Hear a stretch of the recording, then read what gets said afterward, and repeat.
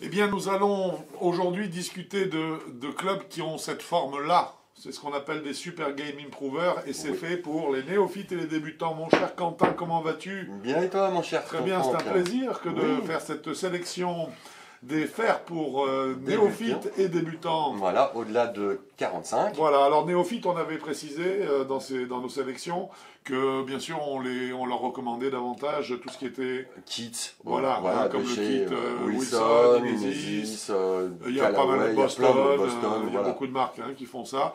Là, on s'adresse principalement donc aux joueurs qui vont quand même déjà sur le parcours, donc dont l'index est inclus entre 45 et 54. Voilà. Pour être précis. Bien, donc une sélection qui a été faite autour d'un nombre de modèles qui est relativement correct, oui. mais pas aussi important que quand on est sur des gammes inférieures. Bah oui, c'est un peu logique. Au début, on ne sait pas trop ce qu'on cherche. Il n'y a pas besoin d'avoir un éventail monumental de fers. Voilà, et donc nous avons retenu, nous, 4 fers qui nous semblent essentiels pour 4 catégories différentes qu'on va vous énumérer tout de suite, qui sont leur tolérance, voilà, qui sont leur puissance, oui, qui sont la pédagogie, leur côté pédagogique ou pas, parce que c'est fondamental surtout pour les joueurs qui continuent, on va dire. Index, voilà. Et ensuite, le plus polyvalent. Le plus polyvalent, c'est-à-dire celui qui vous permettra, qui est supposé en tout cas répondre au maximum de qualité que vous pouvez attendre d'un club quand vous vous trouvez dans cette gamme d'index, donc 45-54.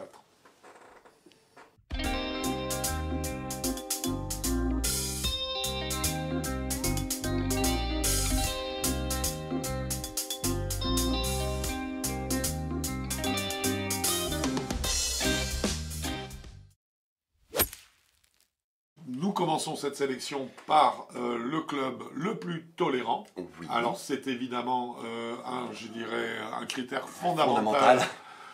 Pour les joueurs débutants. Et dans cette sélection, pour nous, le club donc, que nous avons déterminé comme étant le plus tolérant est le Wilson Staff, le Launchpad. Voilà, alors là, il faut en parler parce que c'est quand même assez impressionnant. Ce sont des clubs qui ont des formes bizarres, on l'a dit en introduction. Un peu style hybride. Parce qu'on est, exactement, là on est sur un club qui ressemble un petit peu à un bois, donc à un hybride, comme tu dis. Oui. On se rend compte qu'ici on a une épaisseur de semelle assez impressionnante. Là on est sur du holo, parce qu'à mon avis ils l'ont masqué par l'emblème. Ce que j'ai trouvé très bien vu. C'est très bien vu d'ailleurs, absolument, de la part de petit logo. Leur petit logo à la place de la vis. Donc on est sur du holo, du club creux. Donc du club qui est par définition tolérant. Attention, ces clubs pour débutants sont tout sauf un résumé simpliste de ce que devrait être un club de golf. Non, c'est bien étudié. Aujourd'hui, il y a un travail qui est fait autour des clubs pour débutants qui est colossal, vraiment. Oui. Et d'ailleurs, nous, on l'a ressenti, club à la main. Oui. Et puisqu'on vient de parler de tolérance, ce club, par exemple, est un club avec lequel il semble pratiquement impossible de rater une balle. Oui, c'est quand même possible. Mais disons qu'un décentrage même assez joyeux, on va dire, un décentrage pour débutants, il passe quand même. Et puis je dirais même plus, c'est qu'en fait, décentrage, oui, mais même les fautes de plan, elles sont compensées. Oui. C'est incroyable. Il faut juste en fait, en gros, que la balle soit touchée par la phase de club. C'est exactement ça. Et ça part. Donc là, pour arriver à ce genre de résultat, derrière, il y a un travail colossal, je veux dire, au niveau des ingénieurs. Et là, le travail est très bien réalisé. Oui. Aucun doute, en termes de tolérance, ce club-là remporte la palme. Tout de suite. Parce que vraiment, c'est incroyable. Non seulement la tolérance, la faculté aussi à la mettre en l'air, à faire monter la balle. Facilement. C'est très impressionnant. Il est évident que c'est aussi le genre de club que l'on va conseiller aux joueurs à faible vitesse. Oui. Parce que là, les problèmes de décollage disparaissent quand même, grâce à la tolérance du club. Et puis surtout, c'est très satisfaisant d'avoir une balle qui grimpe au lieu d'avoir une balle qui reste un petit peu basse, surtout pour cette catégorie de joueurs où la balle vole. Ah, je suis content. Oui. Voilà, là, on est vraiment dans le Super Game Improver et on peut dire que c'est un club qui est très valorisant pour celui qui le frappe. Exactement. Parce qu'on a vraiment du résultat immédiatement. Voilà. Alors, le club qui pour nous remporte la palme pédagogique, c'est le cas de le dire, eh bien, c'est un club que l'on retrouve dans d'autres séries également, parce que c'est un club qui a une gamme très large. Très large. et qui fait que donc il a pu rentrer dans cette gamme débutant. Oui. Il s'agit du Wilson Staff D7. le fameux D7, le fameux Wilson qu'on retrouve, qu'on a retrouvé notamment dans le classement pour les joueurs confirmés également. Hein. Alors, pourquoi est-ce qu'il est dans ce classement-là? Parce que justement, c'est un club pour moi, je pense qu'on est d'accord là-dessus. Oui.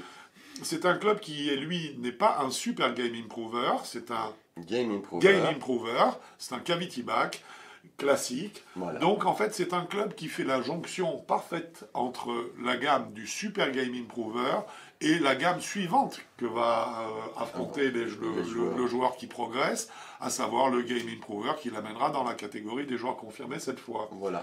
C'est à la fois cette polyvalence, le fait qu'il soit comme un pont entre la catégorie des débutants vers la catégorie des confirmés, qui fait que nous l'avons situé dans ce classement et que nous lui avons donné donc la palme du club le plus pédagogique. Parce qu'en plus, on sent très bien. Mais en plus, voilà, et là je te laisse poursuivre, bien sûr. On sent très bien, on a touché la balle. Donc il a cette vocation pédagogique. Cette vocation pédagogique qui est géniale, où on se dit, tiens, je l'ai touché un peu à la pointe, on se rend compte tout de suite, il y a des clubs qui feutrent tellement que, on l'a tapé, décentré, oui, mais où?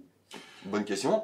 Là, non, là, c'est pas bonne question, c'est je sais. On n'est pas du tout en termes de tolérance et de feutrage, donc, puisque la tolérance est toujours assortie d'une certaine quantité de feutrage, dans ce que l'on aura pu ressentir avec le Wilson, le Launchpad. Voilà. Par exemple. C'est pas tout à fait la même tolérance, mais par contre, c'est pour les joueurs un peu plus exigeants et qui se disent je veux progresser, je veux aller plus loin. C'est une série qui, comme tu l'as dit, fait le pont entre les deux catégories. Cette série, elle va loin. Hein. Mais on a une lisibilité en termes de l'emplacement de frappe et également du plan de swing, cette fois-ci, qui sont grandes, donc d'où son côté pédagogique, chose que l'on n'avait pas, bien sûr, sur un Super Game Improver. Un peu large, plus feutré, plus avec une forme d'hybride en fait que de faire véritablement. Voilà. Nous avons sélectionné, pour être plus honnête aussi, le club le plus puissant. Ouais. Alors pourquoi? Parce que ça, il faut bien, voilà. Il faut bien que la balle avance. Ça compte quand même la puissance du club. Alors maintenant, par contre, il est vrai que dans cette catégorie-là, on n'est pas du tout des fans de rechercher la puissance à tout prix. Non. On est surtout dans la régularité, la balle doit voler. Voilà, l'apprentissage, je dirais, d'une régularité gestuelle, donc l'apprentissage d'un swing. Et puis, la puissance, entre guillemets... ça vient avec le club. Ça vient avec le club, ça vient avec la maîtrise du club, ça vient avec la maîtrise de l'impact, un impact qui soit plus répétitif. Parce que, une fois de plus, cette phrase que disent souvent les pros quand ils vous disent « Ah, mais ne t'occupe pas de la distance, elle viendra toute seule », elle est vraie. Mais il a fallu quand même attribuer un prix, une sélection, faire une sélection. Et à ce niveau-là, on est tombé sur des modèles. Dans cette catégorie, il y a des modèles très, très impressionnants en matière de puissance. Et celui que nous avons sélectionné, c'est le Launcher HB Turbo de chez Cleveland. De chez Cleveland, voilà. On est arrivé avec ce club-là, vous le verrez bien sûr dans la fiche spécifique du club, sur des smash factors délirants. Ce sont des clubs qui ont une puissance au-dessus de la norme, nettement au-dessus de la norme, qu'on ne retrouve pas forcément dans les catégories inférieures. On ne retrouve pas de club qui est... non, parce que là, c'est la typologie du club qui fait qu'on peut avoir des smash factors supérieurs, alors que dès qu'on arrive sur des clubs plus fins pour avoir des trajectoires, forcément le smash factor va commencer à descendre. Alors, et puis, il faut dire aussi que les ingénieurs dans cette catégorie des clubs pour débutants, les ingénieurs font un travail énorme et ils ont toute la place nécessaire dans le club pour pouvoir, entre guillemets, y loger toute leur technologie. Oui, vu l'épaisseur du club, le body, la largeur de la semelle, il y a de la place dedans terriblement. Et ce qui fait qu'en fait, ce sont des clubs qui sont vraiment, comme on l'a dit tout à l'heure, qui sont très, très aboutis, très réfléchis. Et effectivement, c'est ce qui nous amène à des résultats comme celui qu'on obtient avec ce launcher HB Turbo, qui sont quand même très impressionnants en termes de puissance. Donc voilà notre sélection pour la puissance, mais entre guillemets, on a... C'est pas ça le principal, mais il en faut quand même. J'ai envie de dire, on n'en a pas parlé, d'accord? Maintenant, celui qui va intéresser aussi, à mon avis, tout le monde, c'est le plus polyvalent, c'est-à-dire celui à la fois qui est le plus...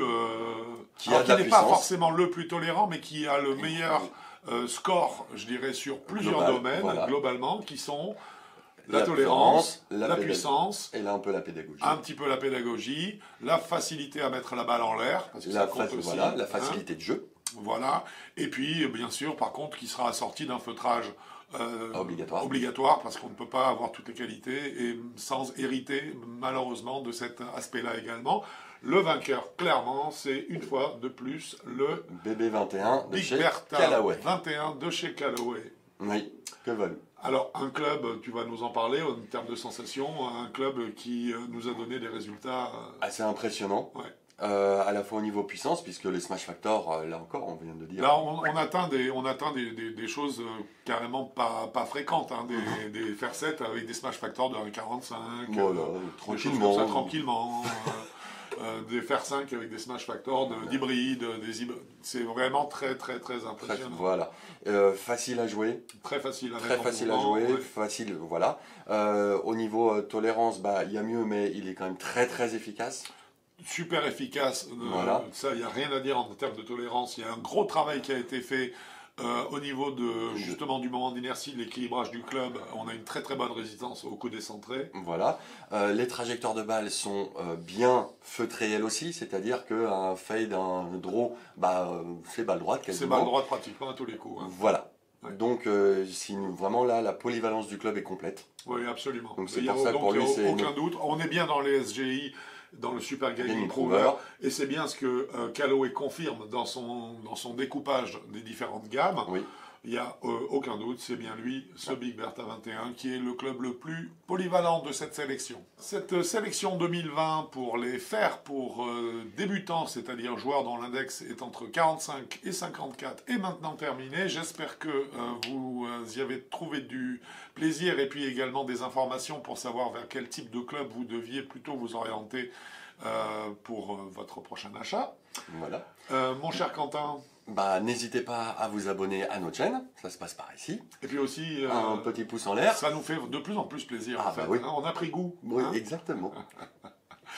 Mon cher Quentin, sinon, je te dis à bientôt. Sur un parcours bientôt, j'espère. J'espère aussi. Et sinon, de toute façon, sur avigolf.com. Bon golf à vous. Au revoir. Les gars, pas de sélection sur le Smash Factor des clubs. C'est pas super utile. Non, parce qu'en fait, déjà, si on parle de ça, parce qu'il y a un vrai intérêt à donner le Smash Factor.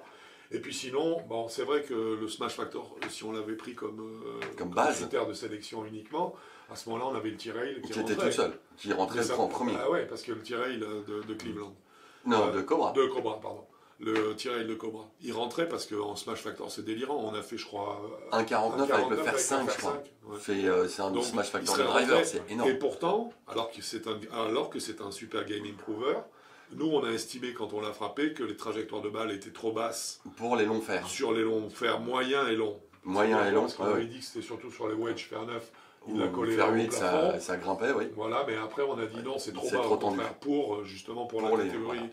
Alors, bizarrement, il était encensé, ce club, mais là, il ne pouvait pas prendre sa place. Non. Parce que, en fait, c'est pas vraiment... Enfin, pour moi, il peut être... il aurait été à sa place si, en fait, on avait fait un concours avec les wedges et les fer 9. Quoi. Ah oui, là, il était au-delà. Là, il était carrément... jackpot. Mais c'est pas le cas du tout, donc en fait...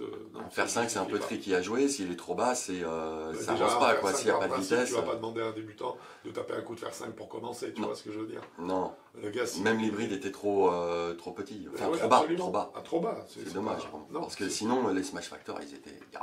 Il serait entré dans la sélection sans problème. On a 4 catégories. Ouais, c'est ça.